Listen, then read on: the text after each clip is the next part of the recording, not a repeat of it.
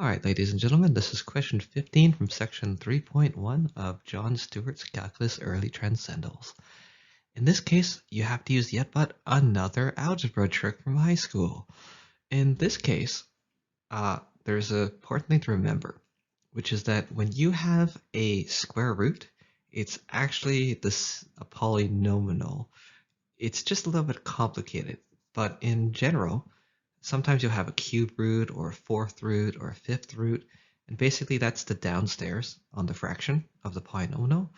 And if you have like an x squared or x cubed underneath that square root or cube root or whatever power it's raised to, so x squared for example, becomes the top of the denominator.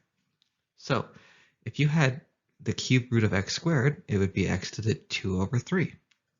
And then you follow the same derivative rule that I've been teaching you, where you just put the old power in front and you subtract 1. But in order to subtract 1, you have to convert that 1 to a fraction.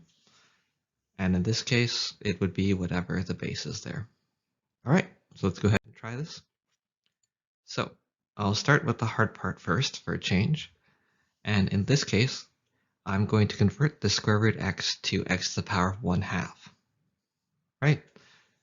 And I kind of explained it on the previous step, but that's basically a square root, which you can imagine there's a 2 there, and the 2 just goes to the bottom of the fraction. There's no power on that x, so it's technically x to the 1, and that goes to the top of the fraction when you're converting it to a fraction. Now, following the standard derivative rules, I'm going to take the 1/2, and I'm going to place it in front, and then I'm going to subtract 1 from the power. In order to subtract 1 from 1/2, you have to convert it to 2 over 2. So now we basically are going to have 1/2 x to the power of negative 1/2, because 1 over 1 minus 2 over 2 is negative 1/2. And if you want to, you can use the rules I taught you before in the previous video, about 2 videos ago, and you could remove that negative by putting it on the bottom.